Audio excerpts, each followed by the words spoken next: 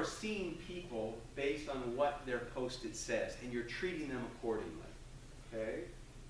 And you have to sit in a chair that you have not sat in yet. Okay? Begin.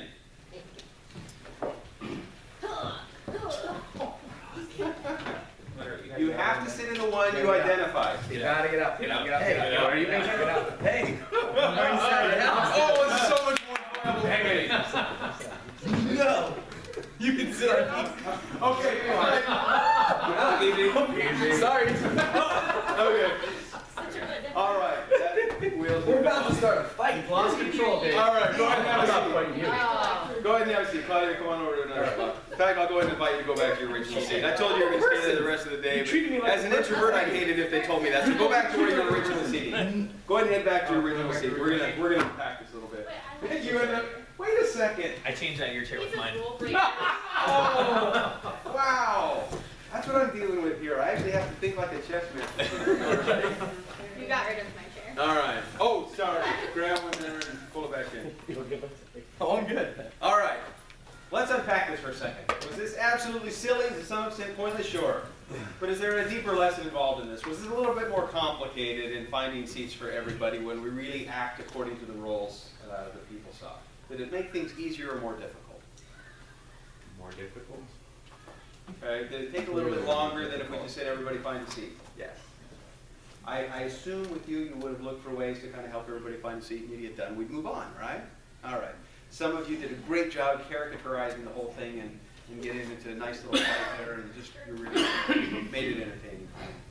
Yeah. If something as simple as this is so complicated and silly and cheesy, imagine the scenario in regular organizations where actually truly seeing people as objects or obstacles or as vehicles. All the complicated layers. You see, when we really get into the core stuff of mindset, Harbinger, it's not that we're starting to add on a whole bunch of layers of skills. What we're really doing is trying to strip away all the junk that keeps us from seeing things as they really are and seeing others as people. And it really gets toward efficiency, collaboration, innovation, trust, and a lot of these other things, okay? So we're going to move into this next section here. All right, and thank you for Claudio. The violence at the end, perfect. Appreciate that's what I was doing. Yes, we did. Well, I hope that it spans wide enough. I mean, you asked me to make sure I was in the video. We can reenact. I can retaliate too. Okay, perfect. You did great. Yeah, that's true. You were on the. What was your? You were a what? I was an obstacle. Okay, so you treated me like a person for sure. Okay. That is. What were you a person? I was a person. That was perfect. Oh. But once you sit down, like, I didn't know that you could, like, a person could come and... Man, yeah. It's complicated. That's part of the lesson. It's It complicated. just looks like our staff meeting every week. We just get to sit where, right? Sean knows where he sits. I think John's the only one that cares where he sits. Okay. Before we're going to get into some application elements, and you're already there a little bit in your hand, but let's go back to that key objective map for a moment. Okay. We can find ourselves on a daily basis, and you'll become more and more sensitive to this, of seeing people. I've seen this person as a vehicle. That comment out of my mouth, it sounds like I'm treating them as though they're an obstacle, standing in the way of something. You'll become more sensitive to recognizing when you see them as an obstacle, as a vehicle, as an irrelevancy.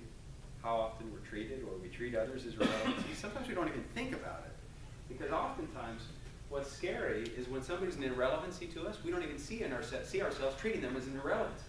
Because it doesn't even occur to us that they're in the picture and they're around. But it goes back to how we're seeing people. Do they matter like we matter? Do we see them as people? Okay, so now going back to your key objective map there is what I want you to do. Okay, you've listed these names. Okay, and hopefully, and again, there doesn't have to be a ton of them. And if you want to put code names, you can put code names, whatever you want to do. All right. We just want to make sure there's some application. Situate the people identified in the quadrants that best describe how I see them when I'm in an inward mindset box. Okay? There's plenty of time where you're not, but when you're in an inward mindset approach toward things, how might you see those people in those columns? And go ahead and place them in the corresponding box. Okay, now listen to the next piece of instruction because this is important. List those most central to achieving the objective closest to the center of the page. Okay, so it might look something like this. Lisa, I realize I see her mostly as a vehicle. My interaction with her is to help get her to help me and get stuff done. I treat her nice. but she's also pretty critical to this particular project. So I put her in the vehicle, but I put her close to the key objective. All right? XYZ group, I see them as an irrelevancy. They're not even that important. And they're particularly not important because I'm putting them all the way out toward the edge, okay? So how critical they are to the key objective, the closer to the circle. The less critical they are, the further away. And then I'm putting people in the corresponding boxes. And this doesn't mean that you always see them this way. It just means that when you find yourself functioning from an inward mindset, how do you see them? How do you treat them? Okay, and go ahead and place the individuals here. And there will be some times later on where we might go back and you'll feel like you need to change something. But for now, let's just go ahead and get that. Take a few moments. Is this, if we had an inward mindset, Exactly. where we would put them? When you feel like you're operating from an inward mindset, if you had an inward mindset, in other words, again, these things aren't always or never. So there are times where you might operate from an inward mindset. There's stuff going on and you're just really internally focused. And sometimes when we get into a real efficiency kick and we're just getting stuff done, it's very easy for us to become self-focused at that point. In moments like that, how are you likely to see them? And there are exceptions. There are some people that no matter, because of either a deep relationship or you know so much about each other or whatever else, you might find that you never see them as one of these objects, but you still see them as a person. Okay, so we're asking you when you're in an inward mindset. Okay, so in some ways we're saying when you're at your worst, when you're in an inward mindset, how might you see these individuals? And go ahead and place them in the corresponding box. Again, this workbook is for you. It stays here. It's not graded. It's not shared. It's meant to help us kind of work through these things. Okay.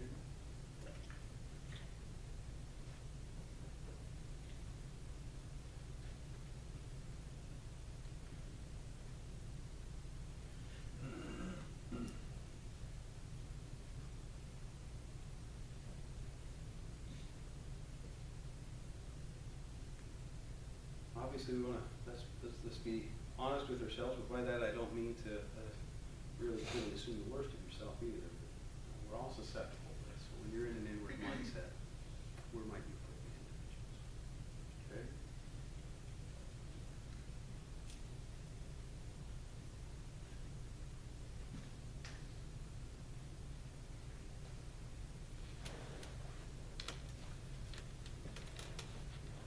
Funny, I see IT up there. I think IT, I can't imagine IT as anything other than either an obstacle or a vehicle. We're always super needing them, or else we're always, darn guys are always going to wait, they won't let me do this or that or the other. Anyway. Again, not perfect. We're asking for some generalizations. You might see them in different places at different times, but just predominantly, okay? For the sake of just walking through and beginning to take a look at these. All right. Let's move on. We're going to look at three different applications of an outward mindset. We're going to see the power of an outward mindset on this kind of out-of-the-box notion. Okay, we'll begin to use that term a little bit. When I'm in the box, I have an inward mindset. I'm focused on me. I don't see others around me. I don't see them as people. When I have an outward mindset, I see them, they're like me. I see them as they matter like I matter. So we're going to look at three different ways. So we're going to go into some videos here, okay? And that'll correspond to your. If you're on the page with the satellite and with Carla, you're in the right place, okay? All right. So the first one is going to be situational awareness, okay? So let's go here. We're going to explore this a little bit. By the way, when I say situational awareness, what do you think I mean? Don't say aware of the situation. You were going there, weren't you? Yes. I thought about it, but I didn't. What's going on around you? Okay. In other words, Specific to that one situation. Okay. So beyond just my own internal, I'm kind of savvy as to what's happening out here in the world. Let's just go with that for now. You get the right notion. Okay. All right. So let's take a look at this for a second. So the National Oceanic and Atmospheric Administration N-Prime satellite is what we're looking at. All right. It's a mouthful. NOAA. Pay attention. I think you can see it's right now it's horizontal. It actually looks like it's kind of floating there because there's a base plate.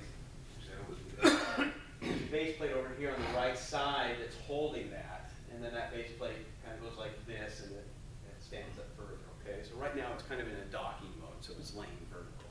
Okay. $260 million for this piece of equipment, sitting right there. It's crazy. Just think of that, $260 million sitting there, okay? All right, now. Cost of the 24 volts that held the satellite to its base, $260, okay? That was important. You already know. You already know where we're going, don't you? He's just setting it up. All right. Okay, so we're going to read this from the actual report. Priceless. Okay, exactly. Situational awareness. Okay. So this satellite, $260 million, the bolts. And again, the bolts are holding it. I apologize, with it up high, I'm not going to be able to touch it, but you see that the end of the satellite here, there's a plate at the end. And when they're working on it, they have it situated like this, and then when they turn it upright, that plate moves like this, and the whole satellite moves like that, okay? And so this is being held on to this end plate by these 24 bolts, okay? All right, so here's the report. The bolts were removed from the TOC, the turnover cart, by another project while the cart was in common staging area, an activity which was not communicated to the NOAA project team. Okay, what do you think happened? Nothing good. Houston, no. Obviously, we're talking about it. All right. It's like, I don't know anything about satellites, but that's still painful to look at, right? All right. So when they went, so it was sitting in a vertical situation. When they went to go horizontal with it, turnover cart was not attached to the satellite. So as soon as it started going like this, $260 million just kind of kept going. It doesn't deal well